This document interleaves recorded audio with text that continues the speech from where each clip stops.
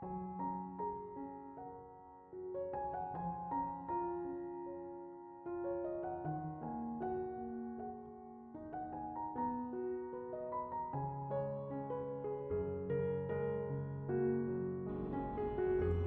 Ibu, saudara-saudari, adik-adik kaum muda yang terkasih, Shalom, berkah dalam. Apa kabar hari ini? Semoga kita semua tetap diberikan rahmat, kesehatan, dan sukacita. Kembali pada hari ini kita akan diteguhkan oleh firman Tuhan. Mari kita siapkan hati kita. Tuhan bersamamu dan bersama rohmu. Inilah Injil suci menurut Santo Lukas, dimuliakanlah Tuhan. Dua murid yang dalam perjalanan ke Emmaus ditemui oleh Yesus yang bangkit segera kembali ke Yerusalem. Mereka menceritakan kepada saudara-saudara apa yang telah terjadi di tengah jalan dan bagaimana mereka mengenali Yesus pada waktu ia memecah-mecahkan roti. Sementara mereka bercakap-cakap tentang hal itu, Yesus tiba-tiba berdiri di tengah-tengah mereka dan berkata, "Damai sejahtera bagi kamu." Mereka terkejut dan takut karena menyangka bahwa mereka melihat hantu. Akan tetapi Yesus berkata kepada mereka, "Mengapa kamu terkejut? Dan apa sebabnya timbul keraguan-raguan di dalam hatimu? Lihatlah tangan dan kakiku. Aku sendirilah ini. Rabalah aku dan lihatlah. Karena hantu kan tidak ada daging dan tulangnya, seperti yang kamu lihat ada padaku." Sambil berkata demikian, ia memperlihatkan tangan dan kakinya kepada mereka.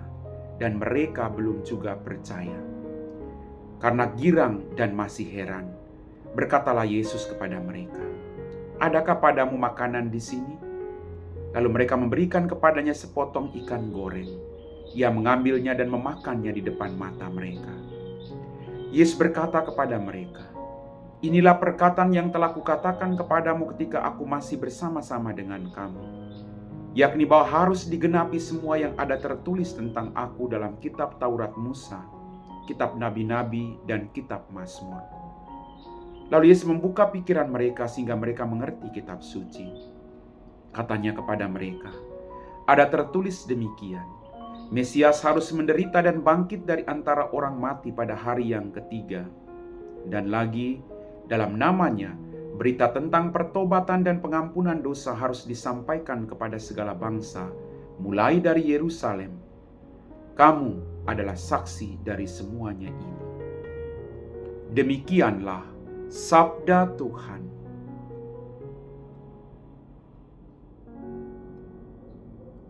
Bapak, Ibu, saudara-saudari, adik-adikku yang terkasih. Dalam bacaan Injil pada hari ini, kedua murid yang berjumpa dengan Yesus di Emmaus kembali dan menceritakan semua yang terjadi dan bagaimana mereka mengenal Yesus ketika ia memecah-mecahkan roti. Bapak, Ibu, dan saudara-saudari, adik-adikku yang terkasih, kita diajak untuk tidak hanya bergembira, tapi kita juga harus kembali mewartakan kegembiraan yang kita alami. Kebaikan tidak boleh tinggal dalam diri kita. Kebaikan harus keluar dari diri kita agar dirasakan oleh orang lain. Kedua murid ini pergi untuk menceritakan kegembiraan dan sukacita ketika mereka bisa mengenali Tuhan. Bapak, Ibu, saudara-saudari, adik-adik kaum muda yang terkasih, ketika mereka sedang bercakap-cakap tentang hal itu, Yesus tiba-tiba berdiri di tengah-tengah mereka dan berkata, "Damai sejahtera bagi kamu." Yesus selalu membawa damai. Yesus selalu membawa harapan dan sukacita. Maka dia mengatakan tadi, "Damai sejahtera bagi kamu." Apakah kita sungguh merasakan damai dari Tuhan? Kadang damai dari Tuhan yang ia berikan itu terhalang oleh hal-hal duniawi yang tidak penting. Kerakusan, kemarahan, dendam, iri hati, kebencian, ketidakjujuran, nafsu, banyak sekali hal yang kadang menghalangi damai sejahtera yang Tuhan berikan kepada kita. Maka mari kita buang semuanya. Kita biarkan damai Tuhan mengalir dalam kehidupan kita agar kita semakin mengenal siapa Dia dalam kehidupan kita masing-masing. Tuhan kemudian membuka pikiran mereka. Mereka mengenal siapa Dia. Mereka mengerti tentang isi kitab suci. Tuhan juga ingin membuka pikiran kita, agar kita semakin mengimani Dia, mengenal Dia, dan melihat Dia dalam diri sesama yang ada di sekitar kita.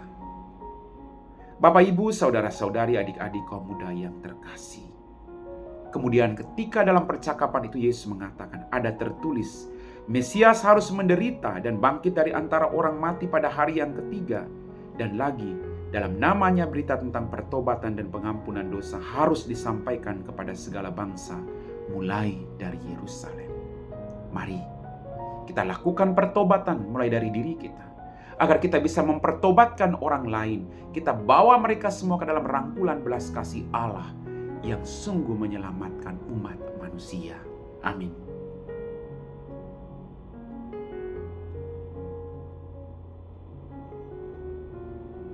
Bapak, Ibu, saudara-saudari, adik-adikku yang terkasih, kita semua telah diteguhkan oleh firman Tuhan, maka mari kita siapkan hati kita untuk berdoa. Dalam nama Bapa dan Putra dan Roh Kudus, amin. Ya Tuhan, kembali kami bersyukur untuk semua berkat.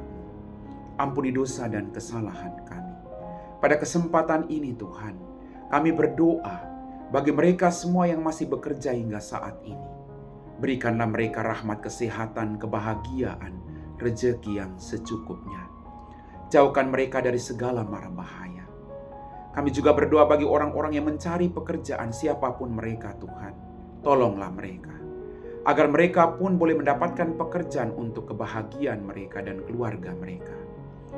Jauhkan mereka semua dari hal-hal yang membahayakan hidup mereka.